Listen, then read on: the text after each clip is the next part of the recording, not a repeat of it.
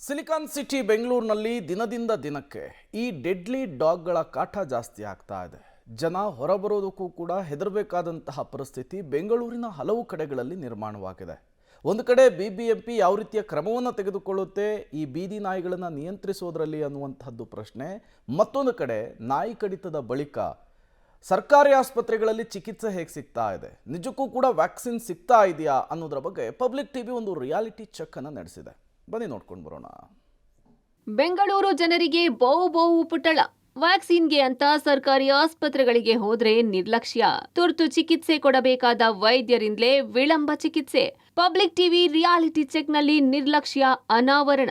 ಬೆಂಗಳೂರಿನ ಗಲ್ಲಿಗಳಲ್ಲಿ ಬೀದಿ ನಾಯಿಗಳ ಅಟ್ಟಹಾಸ ಹೆಚ್ಚಾಗಿದೆ. ಕಂಡಲ್ಲಿ ಜನರ ಮೇಲೆ ಎರಗಿ ಮನುಷ್ಯರ ಮಾಂಸವನ್ನೇ ಕಿತ್ತು ತಿಂತಿವೆ. ಈ ಮಧ್ಯೆ ಬಿಬಿಎಂಪಿ ವ್ಯಾಪ್ತಿಯಲ್ಲಿ ಬೀದಿ ನಾಯಿಗಳಿಗೆ ಎಗ್ ರೈಸ್ ಹಾಕಲು ಕೋಟಿಗಟ್ಟಲೆ ವೆಚ್ಚದಲ್ಲಿ ಬಿಬಿಎಂಪಿ ಟೆಂಡರ್ ಕರೆಯಲು ಬೇರೆ ಮುಂದಾಗಿದೆ. ಆದ್ರೆ ಅಸಲಿಗೆ ವಿಷಯ ಏನು ಅಂದ್ರೆ, ಬೆಂಗಳೂರಲ್ಲಿ ಬೀದಿ ನಾಯಿ ಕಡಿತಕ್ಕೆ ವ್ಯಾಕ್ಸಿನ್ಗೆ ಅಂತ ಸರ್ಕಾರಿ ಆಸ್ಪತ್ರೆಗಳಿಗೆ ಹೋದ್ರೆ ತಕ್ಷಣಕ್ಕೆ ಲಸಿಕೆ ನೀಡುತ್ತಿಲ್ಲ.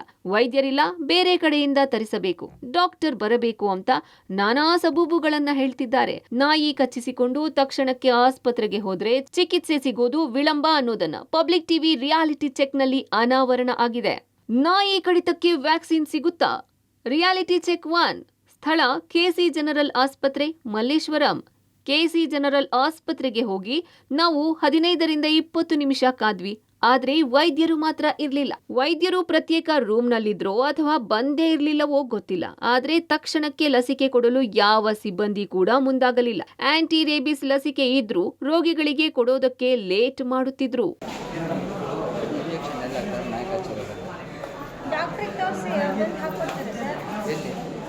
ಬಂದು ತಗೊಂಡು ಹಾಕ್ಬಿಡ್ತಾರೆ ಅವರನ್ನೇ ಡಾಕ್ಟ್ರೆ. ಅದೇ ನಮ್ಮ ಚೀಟಿಯಲ್ಲಿ ಬರ್ಸ್ಬೇಕು. ಈಗ ನಂಬರ್ 16 ಹೋಗಿ OPD ಮಾಡ್ಸ್ಕೊಂಡು 16 ಬರ್ಸ್ಕೊಂಡು ಅವರೇ ಬಂದು ತಗೊಂಡು ಹಾಕ್ಬಿಡ್ತಾರೆ. ಡಾಕ್ಟ್ರೇ ಬರ್ತಾರೆ, ಅವರೇ ಅವೈಲೇಬಲ್ ಐತಲ್ಲ? ಇದೆ. ನಮ್ಮ ಇದರಲ್ಲಿ ಎಂಟ್ರಿ ಆಗಬೇಕು ಸರ್. ನೀವು ಎಲ್ಲಿ ತೋರಿಸಿದ್ರು ನಮ್ಮಲ್ಲಿ ಬರೆದ್ರೇ ಕೊಡೋದು, ಇಲ್ಲಾಂದ್ರೆ ಕೊಡೋದು. Reality check 2. ಸ್ಥಳ ಮಂಜುನಾಥನಗರ ಪ್ರಾಥಮಿಕ ಆರೋಗ್ಯ ಕೇಂದ್ರ, ರಾಜಾಜಿನಗರ. ರೇಬೀಸ್ ಲಸಿಕೆ ಹಾಕಿಸಬೇಕು ಅಂತ ರಾಜಾಜಿನಗರ ಕ್ಷೇತ್ರದ ನಗರ ಪ್ರಾಥಮಿಕ ಆರೋಗ್ಯ ಕೇಂದ್ರಕ್ಕೆ ಹೋದ್ವಿ. ಆದ್ರೆ ಅಲ್ಲಿ ಸಿಬ್ಬಂದಿಯೇ ಇರ್ಲಿಲ್ಲ. ಆಸ್ಪತ್ರೆ ಖಾಲಿಯಾಗಿತ್ತು. ಊಟಕ್ಕೆ ಹೋಗಿದ್ದಾರೆ ಅಂತ ವೇಟ್ ಮಾಡಿಸಿದ್ರು. ಸುಮಾರು ಹೊತ್ತು ಕಾದ್ರೂ ಬರ್ಲೇ ಇಲ್ಲ. ಎಮರ್ಜೆನ್ಸಿ ಅಂತ ಹೋದ್ರೆ ನಿಮಿಷಗಟ್ಟಲೆ ಕಾಯಲೇಬೇಕು. ಕೇಳಿದ್ರಣ್ಣ ಇದೆ ಅಂತ? ಅದು ಆಲ್ಮೋಸ್ಟ್ ಫ್ರಿಜ್ಜಲ್ಲಿ ತಾನೇ ಇಕ್ಕದಣ್ಣ.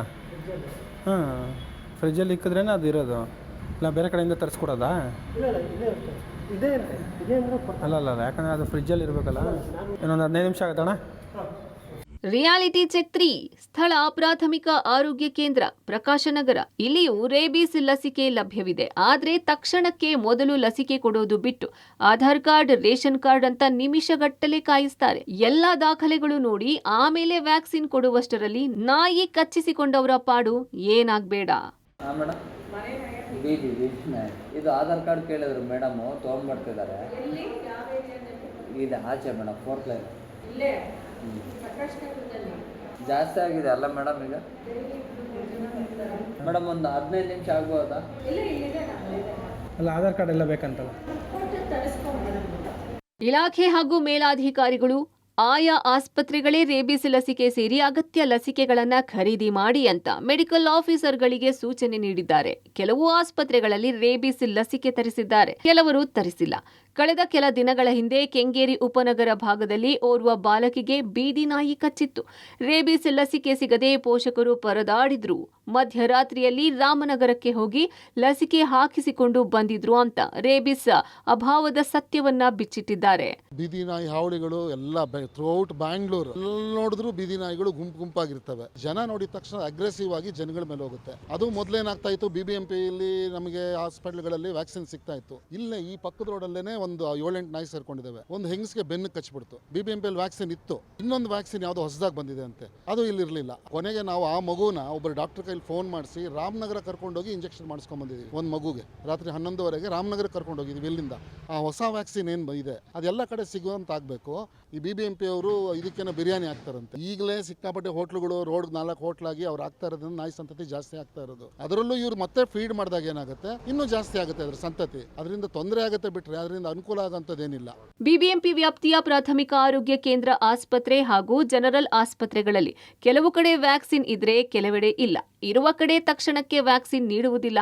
ಆಯಾ ಆಸ್ಪತ್ರೆಗಳಲ್ಲಿ ಆರೋಗ್ಯ ರಕ್ಷಾ ಸಮಿತಿ ಹಾಗೂ ಆಯುಷ್ಮಾನ್ ಭಾರತ್ ಆರೋಗ್ಯ ಕರ್ನಾಟಕ ಯೋಜನೆಯ ಅನುದಾನದಲ್ಲಿ ಅಗತ್ಯ ಲಸಿಕೆ ಖರೀದಿಸ್ತೀವಿ. ಅದೇನೇ ಇರಲಿ, ಲಸಿಕೆ ನೀಡುವಲ್ಲಿ ವಿಳಂಬ ಮಾಡದೆ ತುರ್ತಾಗಿ ರೋಗಿಗಳಿಗೆ ಸ್ಪಂದಿಸಬೇಕಿದೆ. Prakash D Rampur, public TV, Bengaluru.